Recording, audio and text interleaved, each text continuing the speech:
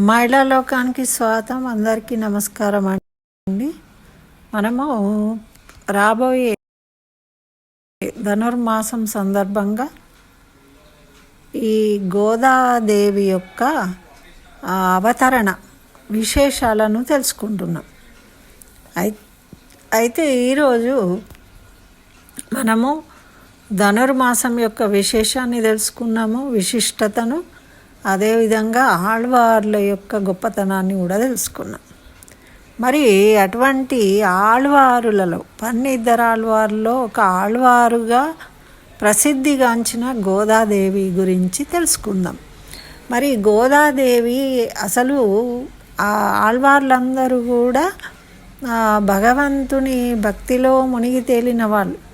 మరి అటువంటి ఆళ్వార్లు శ్రీమన్నారాయణ యొక్క అంశతో అవతరించినవారు. మరి గోదాదేవి ఎవరు? మరి ఈమె ఏ విధంగా అవతరించింది ఈ భూలోకంలో? దాని యొక్క నేపథ్యం ఏంటి అనేది ఇప్పుడు ఈ వీడియోలో తెలుసుకుందాం మనం. మరెక్కడా స్కిప్ చేయకుండా చక్కగా వినండి, విని ఆనందించండి, లైక్ చేయండి, మీ బంధుమిత్రులకు కూడా తెలపండి. ఇంకా నా ఛానల్ సబ్స్క్రైబ్ చేయకుంటే తప్పకుండా సబ్స్క్రైబ్ చేయండి. అయితే పూర్వము అంటే ఇది కలియుగం. మనకు 4 యుగాలు ఉంటాయి. అయితే సత్యయుగంలో సనక సనందనాదులు అని 4 బ్రహ్మచారులు ఉంటారు. వాళ్ళు ఎప్పుడూ 5 ఏళ్ల పిల్లవాళ్ళ అంతనే ఉంటారన్నమాట. వాళ్ళు మహాభక్తులు, ఆ శ్రీమన్నారాయణి భక్తులు. అటువంటి భక్తులు అంటే భగవంతుణ్ణి ఎప్పుడంటే అప్పుడు వాళ్ళు దర్శించుకోగలుగుతారు. అటువంటి గొప్ప మహిమ కలిగిన వాళ్ళనమాట. అయితే వాళ్ళు ఎప్పుడూ నిరంతరము ఆ భగవన్నామాన్ని స్మరించడమే వాళ్ళు చేసేది. వాళ్ళకి ఇతరత్రా ఇంకా ఏ వ్యాపకాలు ఉండవండి. ఎప్పుడూ నిరంతరము ఆ భగవంతుని యొక్క కథలు చెప్పడము, వినడము, చర్చించుకోవడము, భగవద్ విషయంగానే వాళ్ళు వాళ్ళ జీవితాన్ని గడుపుతూ ఉంటారు. అటువంటి మహిమాన్వితమైన వాళ్ళనమాట. అయితే వాళ్ళు అంతటి శక్తిమంతులు కాబట్టే వాళ్ళు ఎప్పుడంటే అప్పుడు వాళ్ళు ఆ తపోబలంతో వాళ్ళు ఎక్కడికైనా వెళ్ళగలుగుతారనమాట. ఈ విధంగానే ఒకసారి వీళ్ళందరూ చర్చించుకుంటూ ఉన్నప్పుడు ఆ శ్రీమన్నారాయణ గురించి ఏమనుకున్నారు అంటే లక్ష్మీదేవి. అయితే లక్ష్మీదేవి ఎప్పుడు కూడా శ్రీమన్నారాయణి పాదాల చెంత కూర్చుని పాద పీడనం చేస్తూ కనిపిస్తూ ఉంటుంది కదా మనకు. అదేవిధంగా ఆ శ్రీమన్నారాయణి వక్షస్థలంలో లక్ష్మీదేవి కొలువై ఉంటుంది అని కూడా చెప్తూ ఉంటాం. లక్ష్మి వక్షస్థలంలో ఉంటుంది అని. అయితే ఈ విధంగా ఉన్నప్పుడు మరి ఇంకొక నామం కూడా ఉన్నది, నిత్యానపాయినీం అని ఒకటి ఉంది. అనపాయిని అంటే ఎప్పుడూ ఆ శ్రీమన్నారాయణునితో కలిసి ఉంటుంది. ఆమె బయటకు కనబడదు, వ్యక్తం కాదు, తను ఎప్పుడూ కూడా ఆ భగవంతునిలో లీనమై ఉంటుంది అని వీళ్ళు దాని గురించి ఆలోచించారనమాట. ఆలోచించి ఇదేంటి అనపాయిని, మరి ఆ అమ్మవారు ఎవరు ఇందులో? ఆ అమ్మని మనం దర్శించాలి అనుకున్నారట. ఇంకేముందండి, వాళ్ళకి అడ్డేముంటుంది? ఎప్పుడంటే అప్పుడు ఫ్రీ ఎంట్రన్స్ అన్నమాట వైకుంఠానికి. వాళ్ళకు ఎప్పుడైనా వాళ్ళు తలుచుకుంటే అప్పుడు వెళ్ళిపోగలరు. అలా వాళ్ళు చక్కగా అమ్మవారిని దర్శించాలి. మరి స్వామిని అంటే వాళ్ళకి ఆ కలిగిన అనుమానాన్ని వెంటనే వాళ్ళు తీర్చుకోకుండా ఉండలేరు. అటువంటి భక్తులు వెంటనే అమ్మవారిని దర్శించాలి అనే తహతహ అనేది వాళ్ళకు ఉంటుందన్నమాట. అటువంటి భక్తులు కాబట్టి వాళ్ళు ఏం చేస్తారు, అలా ఆలోచన రాగానే వెంటనే చక్కగా వైకుంఠానికి వెళ్తారు. వెళ్ళి ఆ వైకుంఠంలో అక్కడ లక్ష్మీ సమేత విష్ణుమూర్తి ఆదిశేషుని మీద పడుకొని ఉంటాడు కదా. అయితే అప్పుడు వీళ్ళు వెళ్ళి దర్శించి స్వామి మీ దర్శనం భాగ్యం కలిగినందుకు చాలా సంతోషమని నమస్కరించి స్తోత్రాలు చదువుకుని అప్పుడు శ్రీయపతి ఏం అడుగుతాడంటే, మీ రాకకు కారణం ఏంటి, అంత కుశలమేనా అని అడుగుతాడు. అడిగినప్పుడు వీళ్ళు చెప్తారనమాట, స్వామి మాకు ఒక సందేహం వచ్చింది, దాన్ని తీర్చుకోవాలి, వెంటనే మేము తెలుసుకోవాలి అని వచ్చాము అంటే చెప్పండి అంటాడు. నేను భక్త పరాధీనుణ్ణి కాబట్టి మీరు అడగండి, మీరు అడిగిన దాన్ని నేను నెరవేరుస్తాను అంటాడు. అయితే అప్పుడు వీళ్ళు అడుగుతారనమాట, మరి ఇక్కడ అనపాయిని అని ఉంది కదా అమ్మవారికి, మరి ఎప్పుడు లక్ష్మీదేవి అయితే ఇక్కడ కనిపిస్తుంది, మీ అనపాయిని ఎవరు, ఆ అనపాయిని మేము దర్శించాలని కోరుకుంటున్నాము ఇప్పుడు అని అడుగుతారనమాట. అప్పుడు స్వామికి 3 దేవేరులు ఉంటారు అని మనకు తెలుసు. ఎవరు, ఒకళ్ళు శ్రీదేవి భూదేవి అక్కడ కూర్చుని కనిపిస్తూ ఉంటారు. అయితే నీలాదేవి అనపాయినిగా ఎప్పుడు స్వామితో కలిసి అంతర్లీనంగా ఉంటుందన్నమాట. అయితే వీళ్ళు అలా కోరుకోగానే అప్పుడు ఆ స్వామి నీలాదేవిని రమ్మని పిలుస్తాడు. ఆ అమ్మ ఆ స్వామి శరీరం నుండి బయటకు వచ్చి దర్శనమిస్తుంది ఈ సనకసనందనాదులకు. ఆ విధంగా లక్ష్మీ దర్శనం అయింది. ఓం మహాలక్ష్మి అయి నమః. మనం కూడా దర్శించుకుందాం అటువంటి లక్ష్మీదేవిని. మరి మనం కళ్ళు మూసుకుంటే మనకు లక్ష్మీదేవి కనిపించాలి.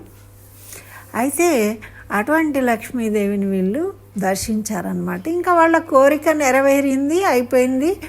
ఇంకా చాలా సంతోషము. అమ్మవారిని కూడా స్తుతించారు చక్కగా ఆ నామాలతోని, అమ్మవారి అష్టోత్తర నామాలతోని వాళ్ళు దర్శించుకొని ఆనందంగా మళ్ళీ వాళ్ళు వెళ్ళిపోయినారు. వాళ్ళకి వేరే కోరికలు ఏమి ఉండవు కదా, కాబట్టి వాళ్ళు వెళ్ళిపోయారు. అయితే ఇప్పుడు ఈ నీలాదేవి స్వామి శరీరం నుండి బయటకు వచ్చింది కదా. అయితే ఆమెకు తెలియదు కాబట్టి అడుగుతుంది అన్నమాట స్వామిని, స్వామి ఎన్నడూ లేనిది నన్ను ఎందుకు బయటకు రమ్మని పిలిచారు అని అడిగిందనమాట. అడిగితే అప్పుడు స్వామి చెప్పాడు, వాళ్ళు నిన్ను దర్శించుకుంటామన్నారు అందుకనే పిలిచాను అని చెప్తాడు. చెప్తే అప్పుడు మరి స్వామి ఎలాగో నేను బయటకు వచ్చాను, కానీ నాకు కూడా ఒక కోరిక ఉంది, మీరు నెరవేర్చాలి అని అడుగుతుంది అనమాట. అడిగితే సరే కోరుకో అంటే, ఇప్పుడు యుగాంతము జరుగుతుంది, స్వామి ఈ వటపత్రశాయిగా ఉంటాడు అని చెప్తూ ఉంటారు కదా. మరి అటువంటి వటపత్రశాయిగా ఆ అరిటాకు మీద ఉన్న స్వామి రూపాన్ని నేను కూడా దర్శించుకోవాలనుకుంటున్నా. నేను మీతోనే ఉన్నా కాబట్టి మిమ్మల్ని నేను దర్శించుకోలేకపోతున్నా. ఇప్పుడు మీ అంటే ఈ రూపాన్ని దర్శించుకుంటున్నా శేషశాయిగా. కానీ నాకు ఆ వటపత్రశాయిగా చిన్న కాలు బొటన వేలు నోట్లో పెట్టుకొని పడుకుని ఉన్న ఆ రూపాన్ని నేను మనసారా స్పృశించి దర్శించుకోవాలని కోరుకుంటున్నా అని అడుగుతుంది అనమాట. ఎంత గొప్ప విషయం అండి. అమ్మవారికి కూడా అందరూ పొగుడుతూ ఉంటారు కదా వటపత్రశాయిని. మరి అటువంటి స్వామిని, నా స్వామిని ఆ విధంగా నేను చూసి ఆరాధించాలి, నాకు తృప్తి కలిగే వరకు నేను చూడాలి అని చూడాలని నాకు కోరికగా ఉంది అని అంటే, సరే తప్పకుండా నీ కోరిక నెరవేరుతుంది. అయితే నువ్వు ఎప్పుడైతే దర్శించుకొని నువ్వు తృప్తి చెందుతావో అప్పుడు మళ్ళీ నాలోకి వచ్చేస్తావు అని వరం ఇస్తాడనమాట. అయితే ఆ విధంగా వరం ఇస్తాడు.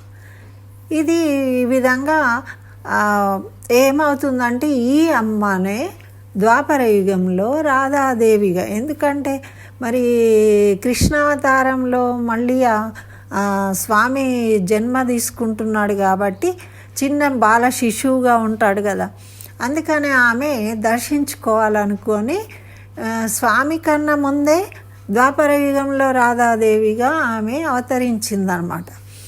అవతరించింది కానీ అప్పుడు బాలకృష్ణ రూపంలో ఈ వటపత్రశాయి రూపం లేదు.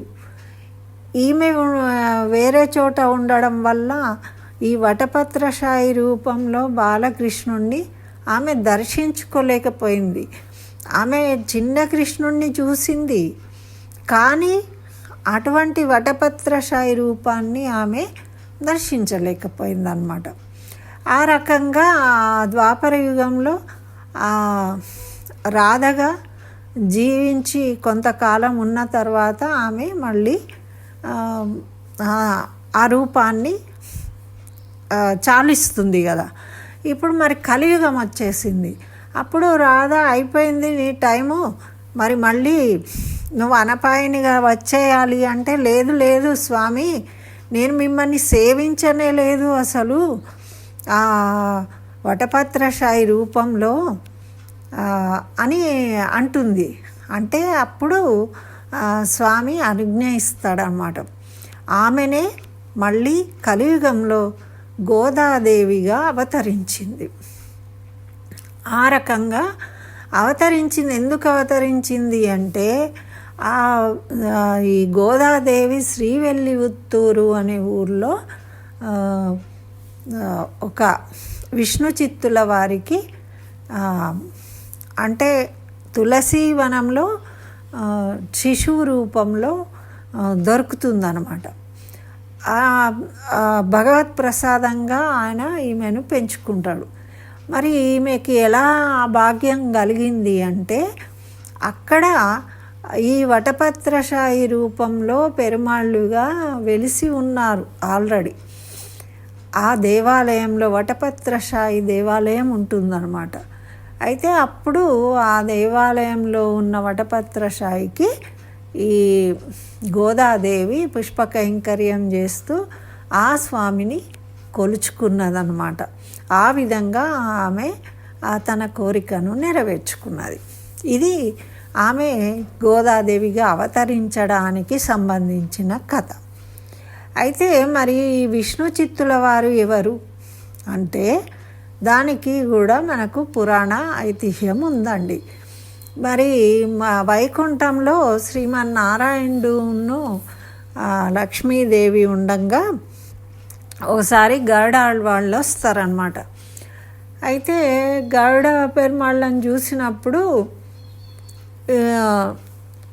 లక్ష్మీదేవి తల్లి కదా, ఆమెకి ఒకసారి అమితమైన కరుణ ప్రేమ కలుగుతుంది అన్నమాట గరుడ పెరుమాళ్ళ మీద. ఎందుకు అంటే, అయ్యో నిత్యము మనను సేవిస్తూ ఉంటాడు గరుడాళ్వాను, కానీ ఎప్పుడు కూడా ఏ కోరిక కోరుకోలేదు, ఏది కావాలని ఆశించడు. మనం అంటాం కదా, వాడు ఏమైనా అందరికి పని చేస్తాడు కానీ వాడు ఏమి ఆశించాడు, ఎవరిని ఏం అడగడు అంటారు. అట్లా ఆయన భక్తితోని చేస్తూ ఉంటాడు సేవ నిరంతరం. ఎప్పుడు స్వామికి సిద్ధంగా ఉండడం కోసము ఇలా చేతులు మోడ్చి నమస్కరిస్తూ రెడీగా కూర్చుంటాడనమాట. ఎప్పుడు స్వామి వచ్చి ఎక్కితే పైన వెంటనే తీసుకెళ్ళడానికి సిద్ధంగా. అంటే ఏదో నాకు పని పడ్డది గరుడ ఎక్కడున్నావు అని పిలవాల్సిన పని లేదు, ఆయన ఎప్పుడూ సిద్ధంగా ఉంటాడు. అటువంటి ఆ గరుడుని చూసి తల్లి మనసు కరిగి ఏమంటుందంటే, ఏమండి అందరికీ ఎంతోమందికి మీరు వరాలు ఇస్తూ ఉంటారు కదా, కానీ పాపము మన గరుడు చూడండి ఎప్పుడు ఏం అడగడు, మనకెంత సేవ చేస్తూ ఉన్నాడు, ఏదైనా వరం ఇవ్వచ్చు కదా అని అంటుందన్నమాట. తల్లి మనసు అటువంటిది. అందుకే మనం అమ్మవారిని పూజిస్తే మనకు వరం ఇయ్యమని ఆ శ్రీమన్నారాయణునికి చెప్తుంది. అందుకనే మనము లక్ష్మీదేవిని పూజిస్తామన్నమాట. మనకు అయితే ఆ విధంగా అంటే అప్పుడు శ్రీమన్నారాయణుడు కూడా సరే మరి ఇద్దాము, ఏమైనా కావాలా గరుడా నీకు అని అడుగుతాడనమాట. అడిగితే అప్పుడు ఆ గరుడాల్వాని ఏం చేస్తాడో ఆలోచించి, అంతకుముందు జరిగిన ఈ సన్నివేశాన్ని ఆయనకు తెలుసు కాబట్టి ఆయన ఏం కోరుకుంటాడంటే, అమ్మ భూలోకంలో అవతరించినప్పుడు నేను ఆమెకు తండ్రిగా అవతరించాలి, ఆ విధంగా వరం ఇవ్వండి, ఆ విధంగా నేను తండ్రిగా నా కూతుర్ని మీకు ఇచ్చి వివాహము చేయాలని నా కోరిక ఉన్నది అని అడుగుతాడు. అంటే చూడండి ఎంత మంచి కోరిక కోరుకున్నాడు. అయితే ఆ విధంగా కోరుకుంటాడు అన్నమాట. అయితే అట్లా సరే, ఇప్పుడు ఈ నీలాదేవి ఎప్పుడైతే కలియుగంలో ఆమె అవతరిస్తుందో అప్పుడు నువ్వు కూడా ఆ కలియుగంలో అవతరించు, ఆ విధంగా నీ కోరిక నెరవేరుతుంది అని వరమిస్తాడు శ్రీ మహావిష్ణువు. అట్లా వీళ్ళు వరం పొందుతారన్నమాట. ఆ విధంగా ఈ గరుడాల్వానే ఈ కలియుగంలో విష్ణు చిత్తులుగా అవతరించారు. వారికే శిశువు రూపంలో ఈ గోదాదేవి తులసివనంలో లభిస్తుందన్నమాట. ఈ విధంగా మనకు కలియుగంలో ఈ గోదాదేవి అవతరణ అనేది జరిగింది. మరి ఇది ఎక్కడ జరిగింది, ఎప్పుడు జరిగింది, ఎలా ఉంది, ఈ గోదాదేవి ఎలా పెరిగింది, మరి ఎలా శ్రీమన్నారాయణ్ణి శేషశాయిని సేవించుకున్నది ఏంటిది అన్నీ కూడా మళ్ళీ ఇంకో వీడియోలో తెలుసుకుందామండి. మీకు అందరికీ నచ్చింది అనుకుంటా. ఇది నచ్చినందుకు తప్పకుండా అందరు లైక్ చేయండి, తర్వాత బంధుమిత్రులకు షేర్ చేయండి. ఓం గోదాయై నమః, ఓం నారాయణాయ నమః, ఏదో ఒకటి దేవుడి నామాన్ని కామెంట్లలో రాయండి. మరి ఇంకా నా ఛానల్ సబ్స్క్రైబ్ చేయకుంటే సబ్స్క్రైబ్ చేయండి. స్వస్తి. సర్వం శ్రీకృష్ణ చరణారవిందార్పణమస్తు.